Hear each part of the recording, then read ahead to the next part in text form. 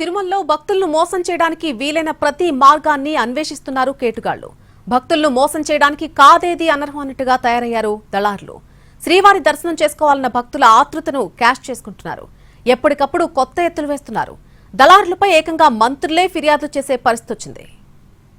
అఖిలాండ కోటి బ్రహ్మాండ నాయకుడైన శ్రీవారి దర్శనం కోసం నిత్యం వేల సంఖ్యలో భక్తులు తిరుమలకు తరలి వస్తూ ఉంటారు.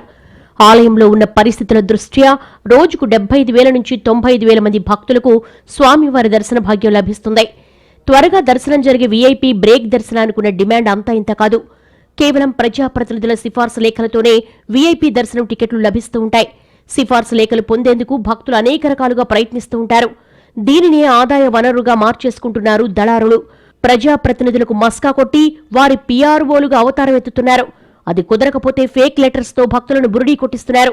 గతంలో సిఫార్సు లేఖలను భక్తులకు అమ్ముకున్న ఘటనలు కూడా వెలుగు చూశాయి. ఇప్పుడు ఏకంగా ఫేక్ సిఫార్సు లేఖలనే భక్తులు కంటగట్టేస్తున్న పరిస్థితి వచ్చింది. గతంలో ఏకంగా దేవాదాయ శాఖ మంత్రి ఆనం రామనారాయణ రెడ్డికి ఇలాంటి పరిస్థితి ఎదురైంది. తాజాగా ఆరోగ్య మంత్రి సత్యకుమార్ యాదవ్ కూడా అదే తరహా పరిస్థితి ఎదుర్కొన్నారు. ఫేక్ లెటర్స్ పై దర్యాప్తు జరపాలంటూ ఏకంగా విజయవాడ కమిషనర్ కు ఫిర్యాదు చేశారు మంత్రి సత్యకుమార్ యాదవ్.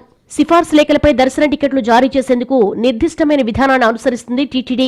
ప్రజాప్రతినిధులకు సంబంధించి రోజు ఒక లేఖను, మంత్రులకు సంబంధించి రోజుకు 2 సిఫార్సు లేఖలను అనుమతిస్తుంది.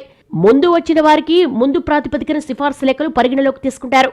సిఫార్సు లేఖను స్వీకరించగానే సంబంధిత ప్రజాప్రతినిధికి టీటీడీ నుంచి మెసేజ్ రూపంలో సమాచారం అందుతుంది. దాంతో నకిలీలు నిట్టే పసిగట్టే సౌలభ్యం ఇటు టీటీడీకి అటు ప్రజాప్రతినిధులకు లభిస్తుంది. కానీ దళారులు భక్తుల ఆతృతను ఆయుధంగా మార్చుకుని నకిలీ లెటర్స్ అంటగట్టి డబ్బు వసూలు చేసి ఉడాయిస్తున్నారు. సిఫార్సు లెటర్ ఫేక్ అని టీటీడీ సిబ్బంది తేల్చేస్తూ ఉండడంతో భక్తులు తెల్లముఖం వేస్తున్నారు.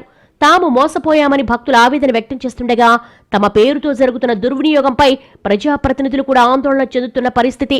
శ్రీవారి దర్శనానికి అనేక మార్గాలున్నాయి. వీఐపీ బ్రేకు దర్శనం కుదరకపోతే సర్వదర్శనం ద్వారా వెళ్లొచ్చు. కానీ దళారులను నమ్ముకుంటే స్వామిని దర్శించుకోకముందే నిలువు దోపిడీకి గురవడం ఖాయం.